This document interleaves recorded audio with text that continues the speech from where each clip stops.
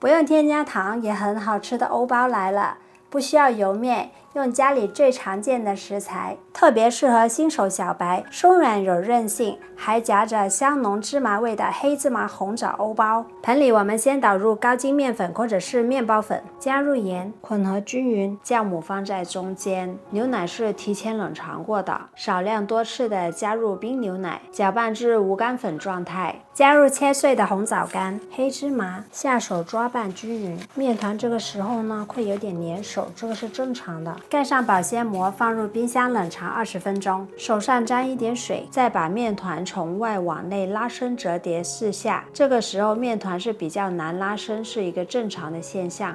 盖上保鲜膜，继续第2次松弛20分钟。松弛过后，继续手上沾一点水，再拉伸折叠4到6下。折叠好的面团收圆。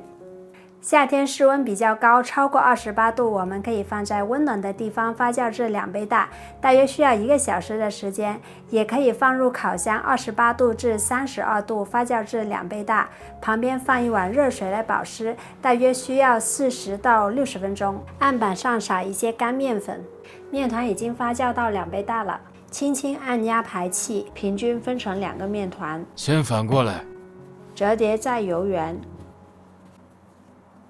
盖上保鲜膜或湿毛巾，继续松弛30分钟。松弛到位，后续整形呢就不会那么费劲了。醒发好的面团表面撒一些干面粉，先按压一下。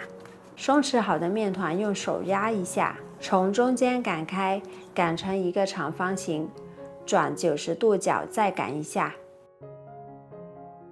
翻面再擀成一个比较大的长方形。再把底部捏薄，从上往下紧紧地卷起来，收口处要捏紧，两边整理一下，做成一个长方形的生胚。放入烤箱35度发酵至1.5倍大，旁边放一碗热水保湿。发酵好的面团呢，它会有一种轻飘飘的感觉，按压会有轻微回弹。表面撒一些干面粉，用刀划出花纹。烤箱提前预热，空气炸锅的温度我也打在屏幕上了。出炉后满屋都是小麦和红枣的香味。